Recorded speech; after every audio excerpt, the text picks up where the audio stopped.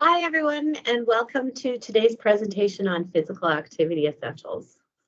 So my name's Maggie, and I'm a physiotherapist in the community. And we developed this particular presentation for those people who had diabetes. And then we decided, you know what, this is just good information for absolutely everyone. Everyone with diabetes or any other chronic condition, or just for those people who have, haven't been very active. So we'll be delivering this information with a slight slant on diabetes, but again, this information is good for everyone. And so I'm hoping that at the end of the session that you'll have a better understanding of the importance of physical activity. And I hope that I've been able to motivate you a little bit to, if you're not doing any physical activity right now, to start.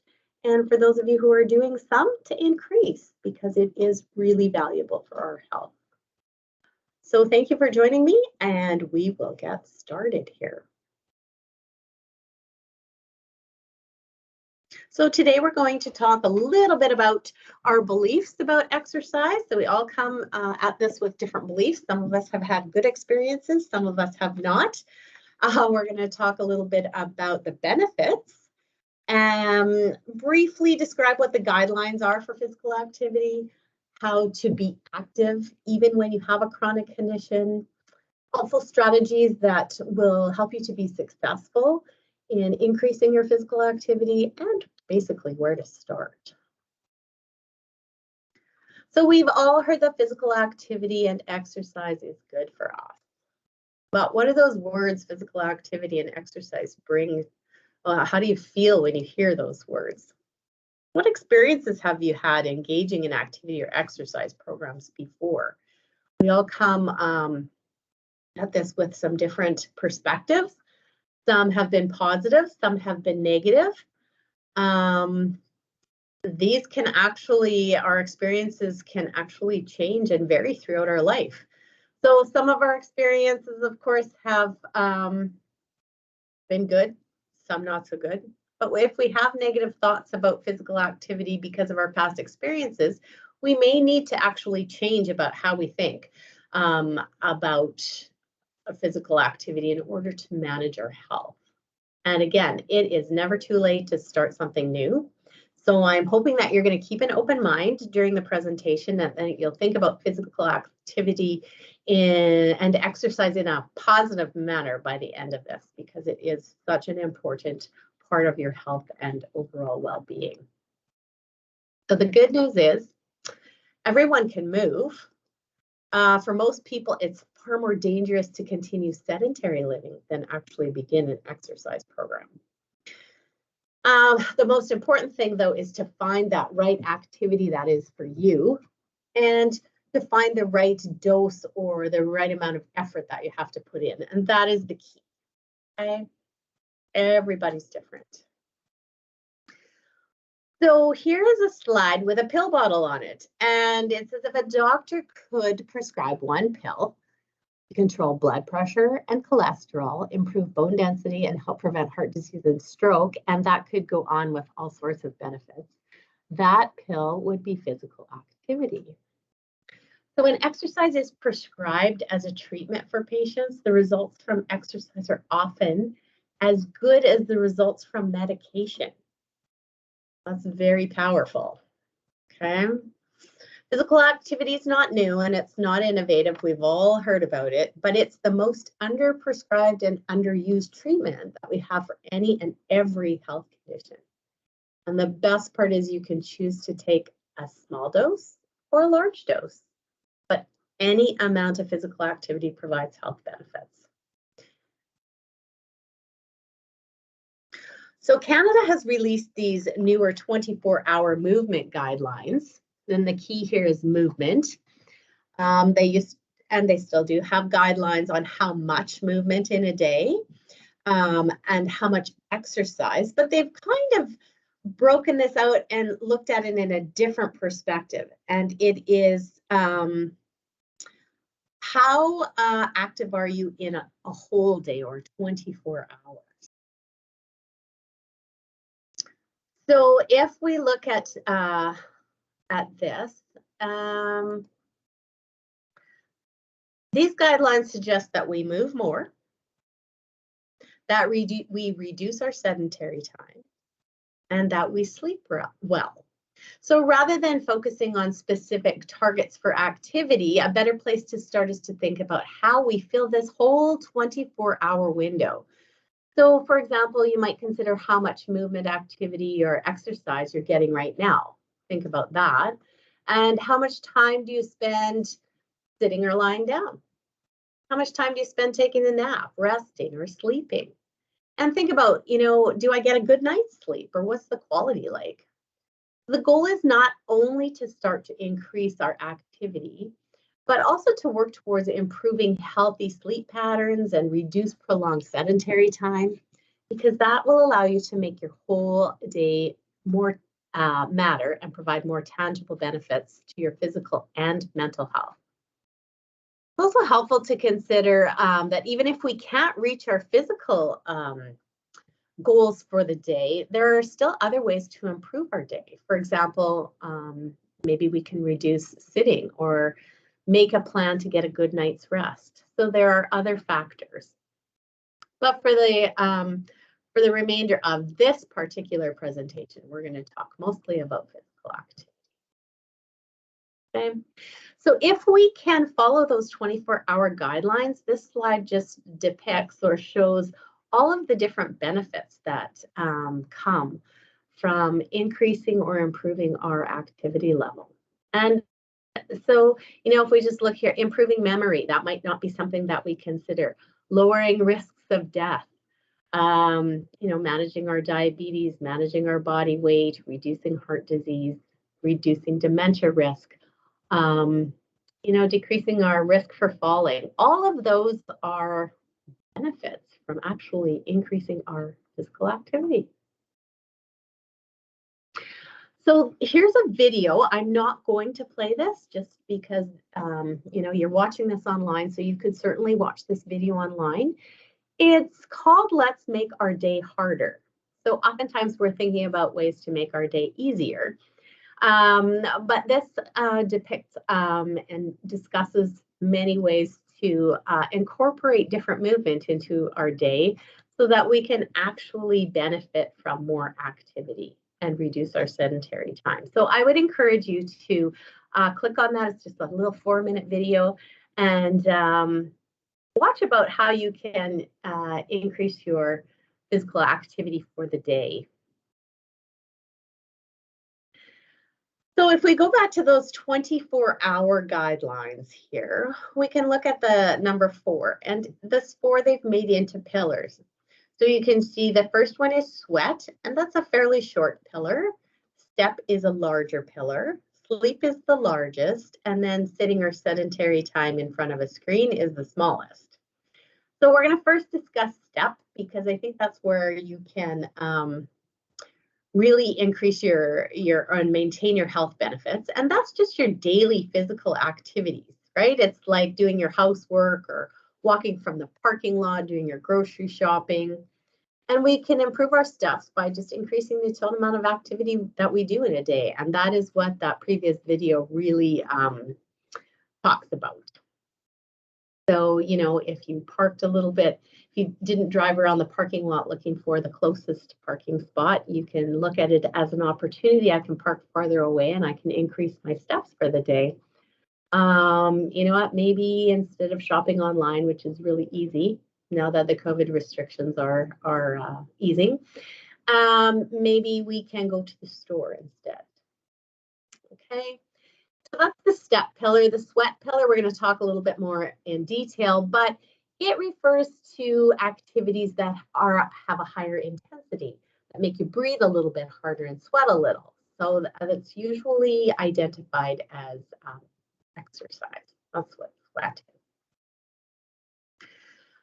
So again, just to increase our steps, some people will look at counting our steps, and the guideline is that 10,000 steps per day is a good guideline for good health. So if you have a Fitbit, if you wore a pedometer, your phone, most smartphones have apps that will count your steps. So that's a way that you can record your steps and see how much you're getting. And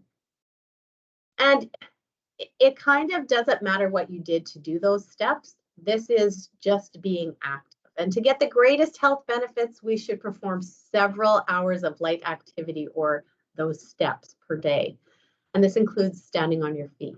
So it's an important thing to know that any increase in activity from what you're doing now is an improvement to your health. Super important, because we're not all getting 10,000 steps. But you know what? If we get 1,000 steps in a day and we can increase it to 2,000 steps, we will improve our health. And the dose is unlimited. That's the best thing, is that the more active you are, the better. So we'll talk a little bit about sweat.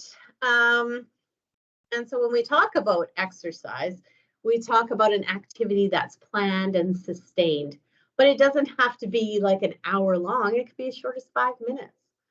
So exercise, we do that usually to increase our fitness level and in turn improve our health. So that's basically what it's meant to do. So for those of you who are already quite active throughout the day, you're doing lots of step movement, think about increasing your activity level by including exercise. And sweat is kind of the best bang for your buck for both improving your health and for those with diabetes to reduce your blood sugar. Okay, so if we look at what these are now the guidelines for exercise. They state that you should get a minimum of 150 minutes of aerobic exercise per week, and you're doing it at an intensity level that's moderate to vigorous. Okay, remember, these are guidelines. And resistance exercise, we will explain in a moment, we should be getting that about 2 to 3 times per week. Okay? But if you're not getting 150 minutes of aerobic exercise a week, don't worry about it. Again, it's a guideline. We want you to start somewhere and start slowly. So if you're doing a lot of activity in a day, you could try some exercise. If you're not doing any exercise and your activity is very low, we want you to start doing some activity, okay? So we're going to talk a little bit more about intensity, about what moderate to vigorous intensity means, and where to start with that. Okay. So just so that you know, the more activity or the more vigorous activity you have, the more health benefits you have. Doing something is better than doing nothing is the key message there. And if you're currently not active, you know what? This is the best time to start, because that's when you see the biggest changes to your health or the biggest return on investment by just adding some. Okay. And be as active as you're able. So if you feel that you can't meet those physical activity guidelines, you just start with less. Either less time, less intensity. Yeah, even 5 or 10 minutes a day of exercise provides a significant health benefit if you're currently not doing any activity. So for those of you who are quite active, we're not saying that you only need to do 5 or 10 minutes. We're saying for those of you who are not very active, just doing something is better than nothing. So what is aerobic activity? So aerobic activity is cardiovascular activity, basically, that causes you to breathe a little bit harder, your heart rate increase, and it's sustained over a period of time. It requires the use of larger muscle groups like your arms and legs in a continuous rhythmic motion. So activity that targets and strengthens your heart and lungs, Moving your arms and legs in continuous rhythmic motion is like walking, cycling, swimming, cross-country skiing. Those are all examples. And the dose, if you were going by those guidelines, you could do 10 minutes 3 times a day. So you could do 10 minutes at breakfast, 10 minutes at lunch, 10 minutes after supper. And that gives you just as good a benefits as doing it, say, 60 minutes, 3 days per week. Okay, so you can break it up. For those people with diabetes, just be aware that blood sugars can be reduced immediately with sustained activity. So let's talk about that intensity a little bit. Here is what we call a rate of perceived exertion scale. So it goes for 0 to 10. That numbering is a little bit random to me. I don't think of my activity in numeric values. So I think of it in how my body is responding, really. So if we look at the first one here, 0 to 2, that's sort of a light activity, okay? And if we use what we call the talk test to kind of figure out how much effort we're using, we can usually talk and sing and do the activity. So that could be like a really light walk where we're walking our dog and it's a little dog and it stops and sniffs every couple of minutes. That would be like a very light activity. Now, a more moderate activity, that is where we can talk, but singing gets a little bit more difficult because it's a little bit harder to breathe. We might be able to feel our heart rate increase, and we might have a little bit of a sweat happening there. So that's like walking your dog with a purpose and not letting it sniff everywhere. Okay, same activity, we're just increasing the intensity of that activity. And then the last one is vigorous. And that's usually where we can't talk or we can't sing, okay? We are all in a very different place when it comes to the type of activity and how intense it is for us. So if we're just starting out on an activity, we certainly don't want it to be vigorous. We like to start somewhere in the light and work our way to moderate. And if you're really fit, then you can do the vigorous. But usually we're talking here light to moderate activity is where we want to start for sure. So here's an example of a walking program to start. You know, if we're doing an activity, what we like to think of is that we want to try and progress our activities. You know, if we do the same activity over and over and over again, we will maintain our health, but we might not improve our health or improve our fitness. So we're always thinking progress if we can. Now, it doesn't have to be huge, but it should be something.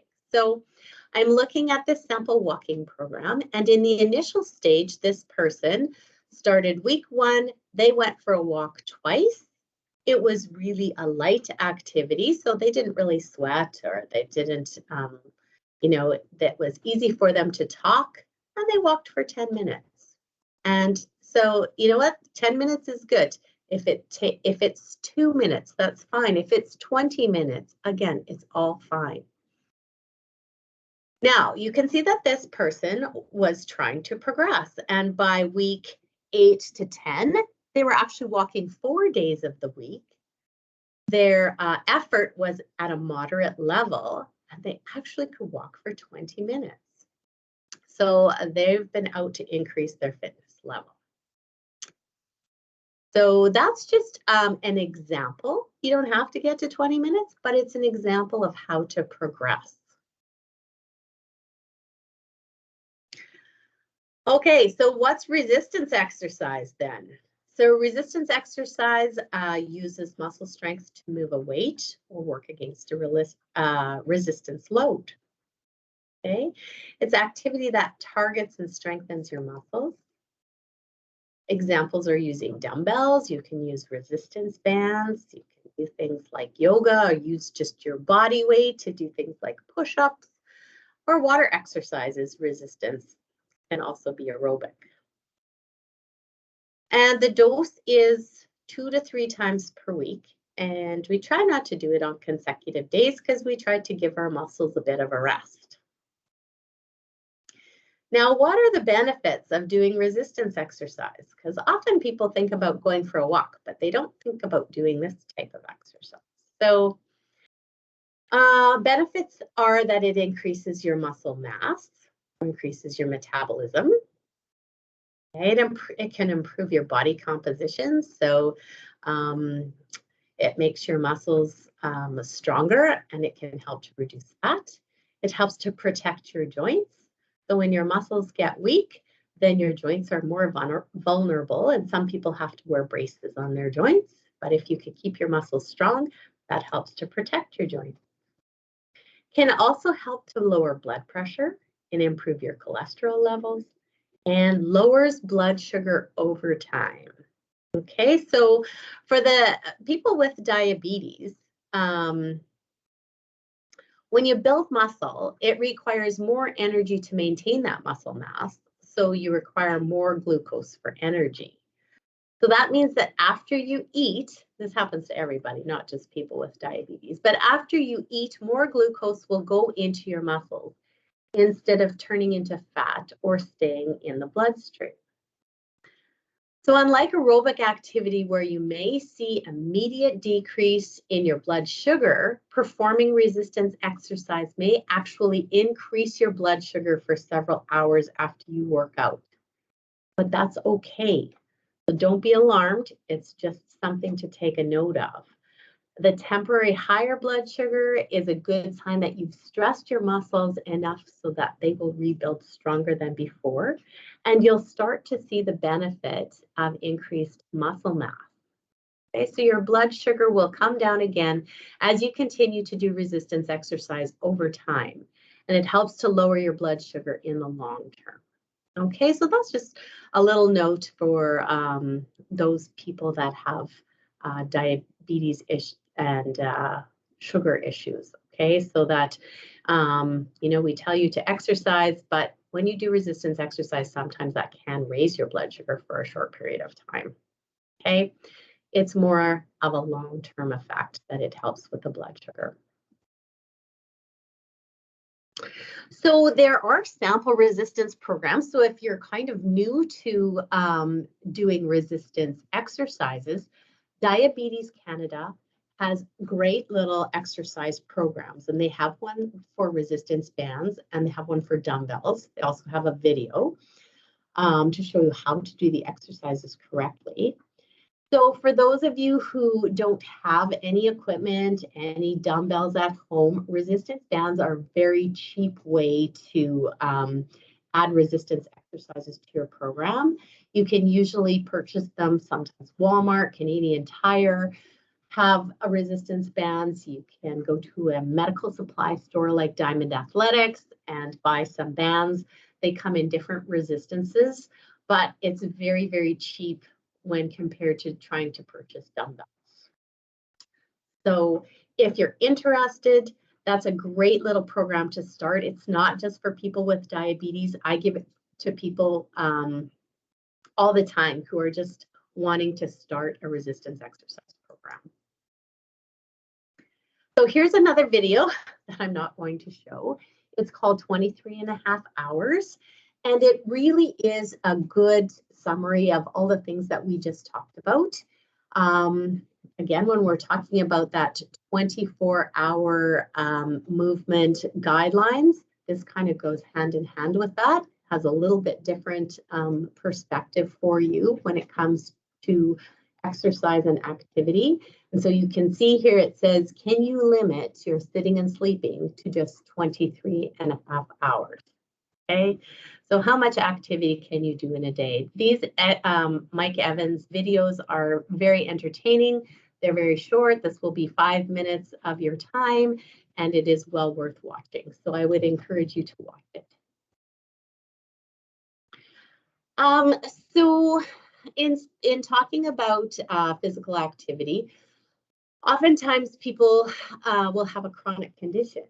And, you know, heart disease, arthritis, lung conditions, kidney disease, diabetes, all of these conditions are out there. And so sometimes people don't understand that they can actually perform physical activity or exercise when they have these conditions. So we're just going to quickly run through a few conditions and give you some education with regards to them. So the first one, we're going to, oftentimes we get this question, is it safe for me to increase my activity? So it's almost everyone is safe to walk, swim, cycle, use resistance bands.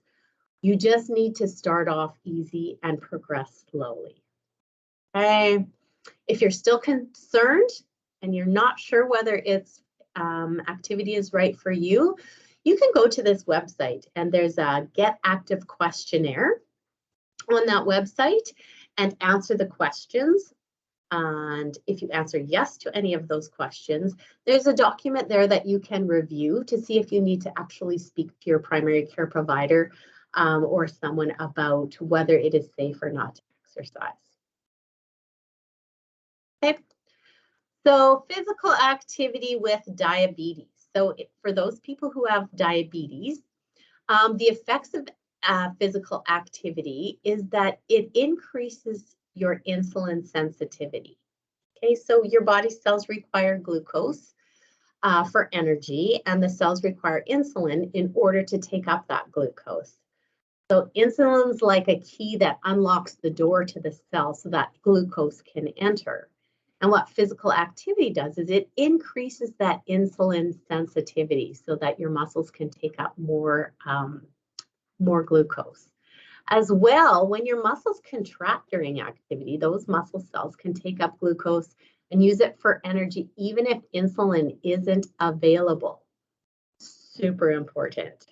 Okay, so if your blood sugars are high, physical activity is a great way to reduce them. So just a little bit about planning.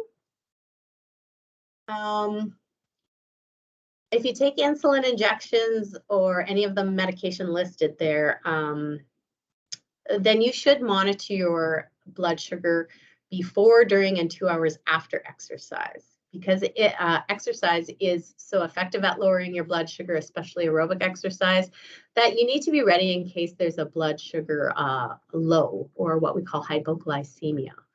So it's important to monitor those blood sugars and have some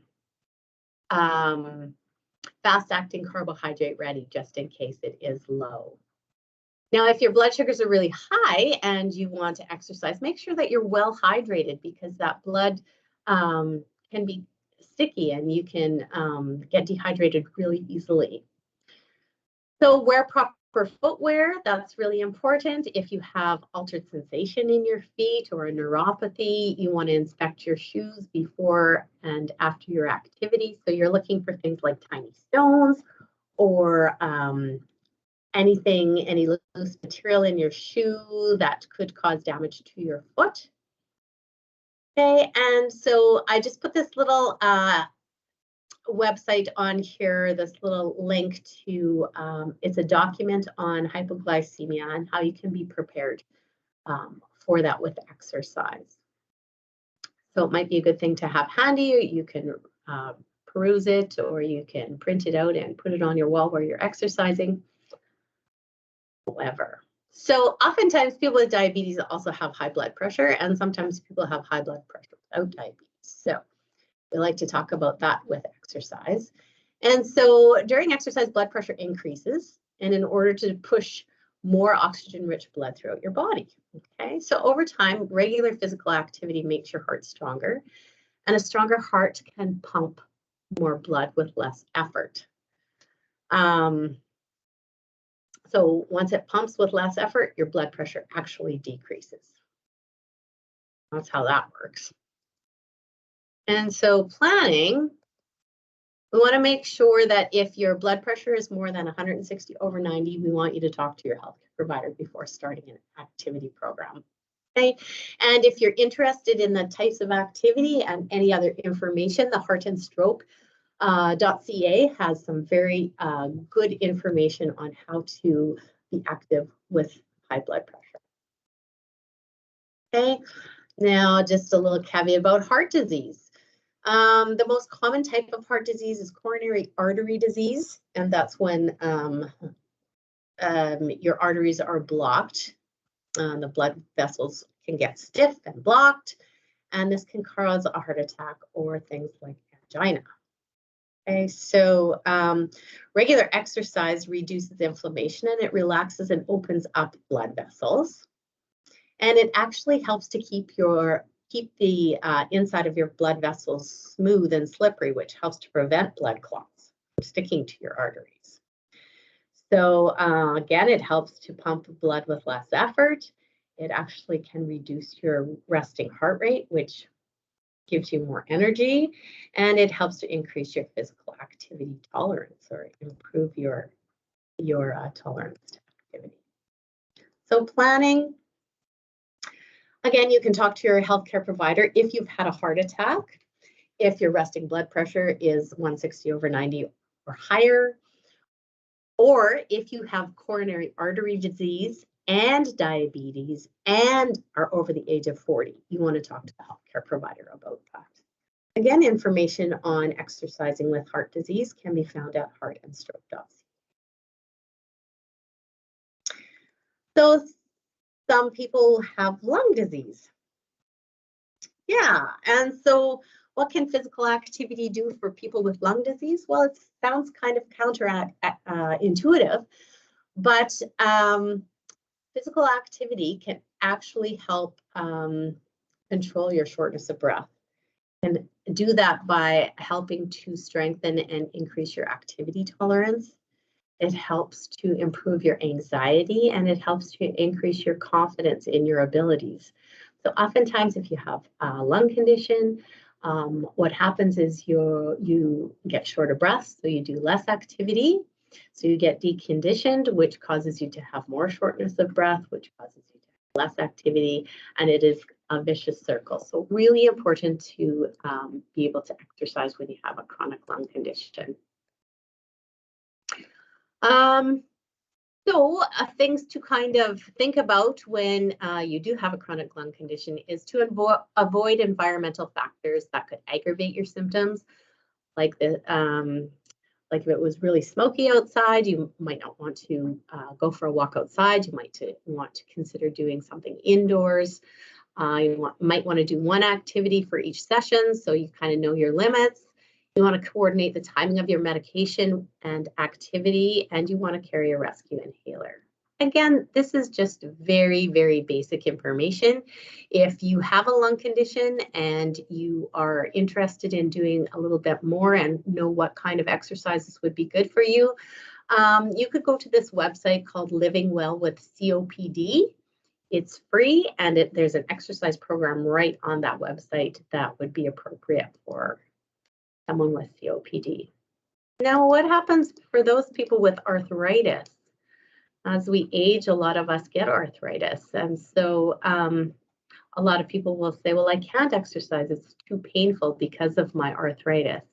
Well, if we can manage to find the right kind of activity that is joint friendly and that we can perform regularly, we can actually decrease pain and stiffness, especially in the long term. And it can really help to increase or improve our physical function. So a modification is really the key there. And again, if you want some arthritis exercises or any information, we have a website there for you. Now, other people will say, well, I have way too much pain. There's not a hope that I can do some physical activity. So again, it's kind of counterintuitive with chronic pain. Some people are in such pain that it's difficult to move. It causes pain. But if we can do some activity, it can actually decrease our pain over time. It can help us reduce stress, and it can improve our physical function and stamina. And it helps us to participate in life a little bit more. So for those of you who have chronic pain, there is definitely some planning that must go on for that. And part of it is to find your baseline or the things that you can actually do. Pace yourself. You need to be patient. It's not an easy fix, exercising. It takes a lot of time. And if you are interested in learning more about that, we have the WRHA actually has a group called the Chronic Pain Self-Management Group on the same website as where you would have found this group as well. So I would highly encourage you to look that up. So safety precautions for everybody, doesn't matter if you have any chronic condition or anything. We want you to stop if you have any signs of a heart attack. Okay, so stop your physical activity if you have any chest pain, shortness of breath, abnormal shortness of breath, not normal, dizziness or lightheadedness, any nausea, any anxiety with exercise, any blurry vision, pain or numbness to the limbs. You stop your exercise. If those symptoms don't go away, you call 911. Okay. And if they go away, then you might want to talk to your primary care provider about that. So if you don't have chronic pain and you just have, but you have pain with activity or exercise, there is a normal pain response, okay? So it is normal to be uncomfortable or have a little bit of pain 1 to 2 hours after you exercise. That can be normal, especially for someone with arthritis. And you could definitely have some delayed onset muscle soreness, or we call it DOMS. And that's that soreness that you feel the day after or 2 days after, that stiffness. And that's normal because that's just telling you that you've actually moved your body in a way that it hasn't been moved in a while. So we like to call that good pain in our world. An abnormal pain response would be pain that lasts more than 2 hours. It interferes with your activities of daily living, and it continues to affect your activities beyond that 2 hours. So if that happens, we don't want you to quit. We want you to modify, okay? We want you to decrease your intensity or change the movement or even change the activity. Maybe that activity isn't for you, but we don't want you to quit.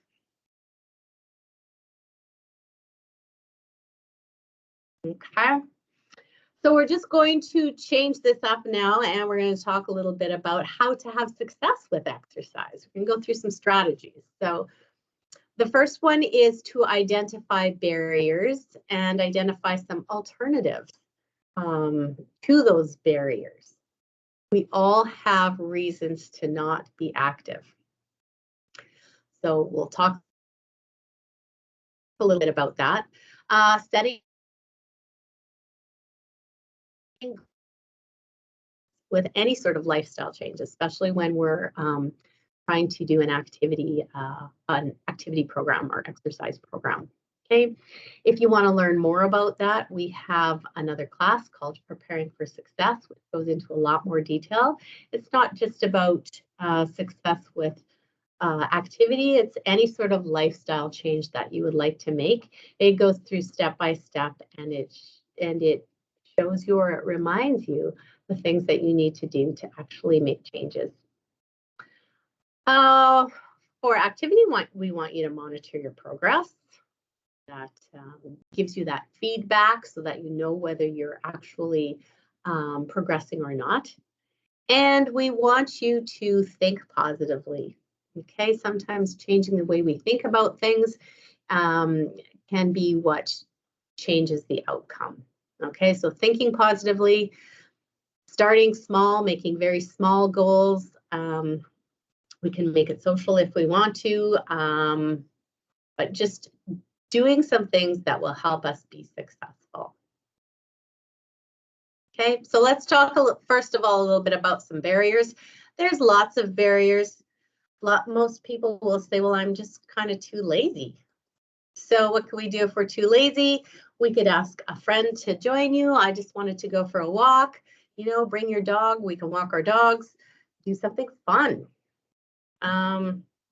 You know, attend a group. That kind of will help with that low motivation and make you more accountable.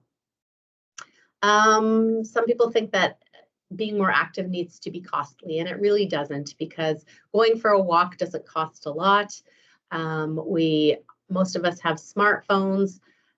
We can find exercise programs. There's YouTube videos. There's all sorts of low cost or no cost exercise programs out there. Lots of people like to blame lack of activity on the weather. And we have just come through a brutal winter, and so that's very understanding that maybe we just need to make the effort to do our activity in a different place and not outside. Transportation can be costly, or maybe we don't have transportation, but there's always a city bus, there's Transit Plus, maybe we can call a friend. Some people are too intimidated to start an activity program. They don't know where to start. So that's a very valid barrier. So maybe we can get you talking to one of us, an exercise specialist, or your primary care provider, to see where you can start. I do have some resources at the end of this presentation that you can look into as well. Again, some people are in too much pain, so taking that chronic pain class and learning how to cope with pain is sometimes where you need to start with that one. Other things are things like, I don't have any energy, like I've been going all day long and I don't have any energy to actually exercise or increase my physical activity. So with all the information that we've just gone through, we know that if we do some more aerobic activity and where our heart and lungs get strengthened, we might actually have more energy. Time is a big one, so sometimes we have to schedule an exercise or activity into our schedule so that we know that we will do it and it's not just an afterthought. Right? So these are some barriers. These are some ways that we can get around those barriers. There is always a way to be able to do what we want to do. So setting a goal is an integral part in actually making a change or starting something new and continuing with that. So we want you to set a goal, and your goal should be what we call a SMART goal: specific, needs to be really targeted, measurable, attainable, has to be realistic, something that you can do, and you have to put a time limit on it. It has to be timely. Okay, so just like this example, starting on May the 5th, I will walk from 12 to 12:15 on Tuesday and Thursday during my lunch hour. Now, maybe I can walk for 5 days a week, but I want to be successful in this goal. And if for 2 lunch hours I can't do it because something else comes up, then I'm not going to meet my goal, and I won't feel as good about it as if I can actually accomplish what I set out to do. So make it something small, something specific because I'm walking. There's a time when I'm walking 12:15 or 12 to 12:15 on a Tuesday and Thursday and during my lunch hour. So this is really specific and it's really easy to measure. Did I do it or didn't I do it? And it gave me some room to, if I didn't get to it on Tuesday, I could do it on Wednesday. Okay, so it gives you a little bit of flexibility. So it's quite realistic that we could do that. Now, monitoring your progress. This can be as simple as taking a calendar and making a tick mark on it.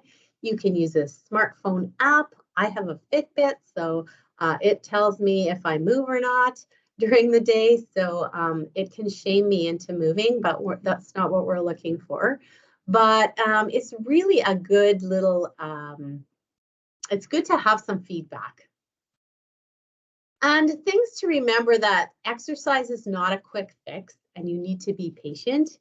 we all know that we're not perfect. We are human beings. And so we have to prepare for ups and downs.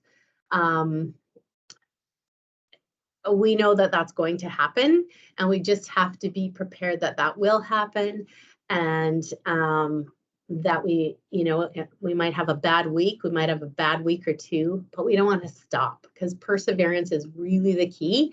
And if we want to make some changes and improvements, then it's going to happen over the long run. Okay. So when we think about exercise, we want you to have good positive thoughts about exercise. So maybe think about all of those negative thoughts that you might have once had, and do any of these apply to you? You know what? Now I've learned that I don't have to be perfect. I just need to be a little bit more consistent.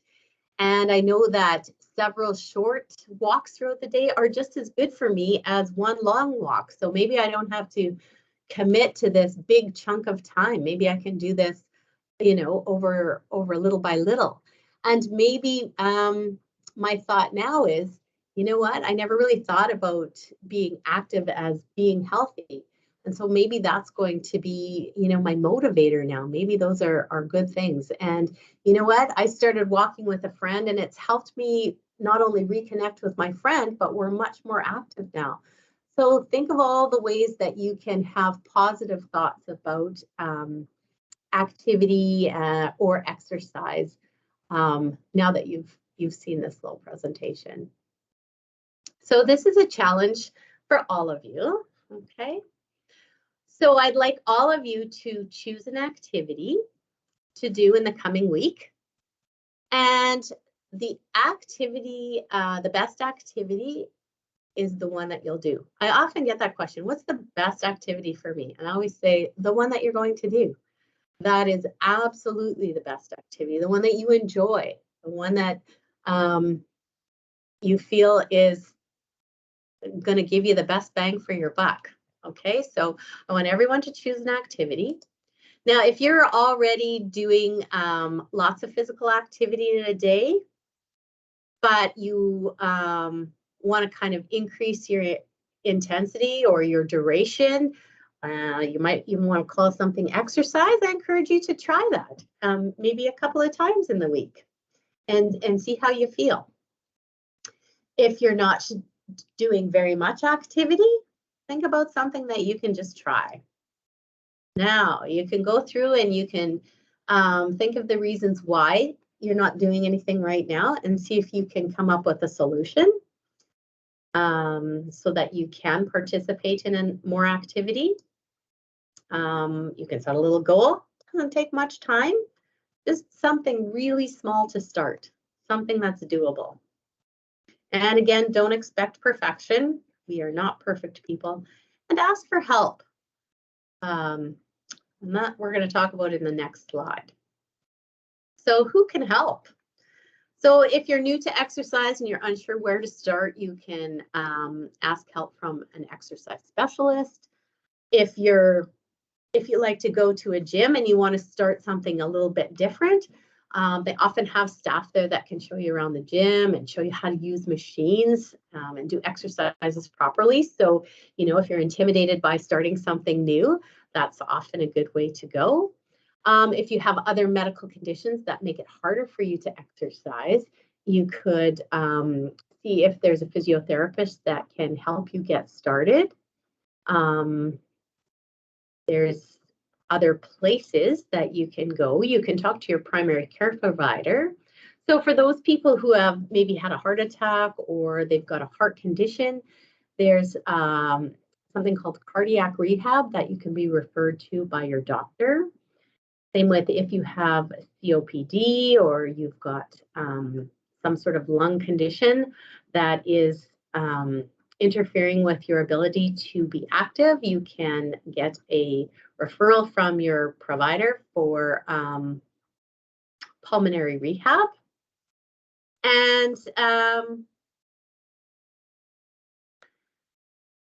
there are medical fitness facilities like the Refit Center or the Wellness Institute, and these facilities also offer online group sessions but these facilities cost some money. So if you have the ability to do that, those are good places to get some good information for your particular needs. And there's other health professionals like myself. I'm in the community, so if your primary care provider has access to send you to a physiotherapist, that's maybe a good start, or an athletic therapist. If you're looking for personal trainers, look for someone who has a certification in the Canadian Society for Exercise Physiology. They have some certification, whereas some people just at a regular gym may not have. So they are quite knowledgeable as well. So we've got some resources here for you that you can look into. The YMCA has free home fitness videos. There's the Leisure Online, so there are fee subsidies for City of Winnipeg recreation facilities. YMCA has subsidies so that if cost is an issue, you can look into that. Winnipeg in Motion is one that has exercise videos. And so there's different resources, and these have also been included with the slides, with each slide. So if you are interested in finding some more information or actually exercise programs, you can go to these websites and find some.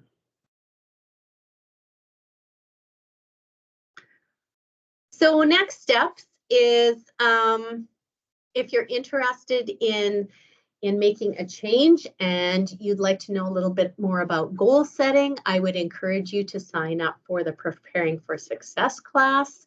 And if you do that, you will be sent some information in over email, and a goal setting worksheet that you can think about the goals and think about any sort of health behavior that you would like to change. It can be anything. It can be about nutrition. It can be about physical activity. It could be about, quitting smoking, all of those things. It's a really good class for preparing for success. So in conclusion then, I hope that you got some good information out of this class, and I hope that I've inspired you to try to increase your physical activity. Look at it as, increasing the physical activity you do in a whole day, adding exercise if you can. And if you're not very physically active, just get started, because the health benefits are absolutely huge. So thank you very much for watching our video today, and good luck with your goals. Thanks.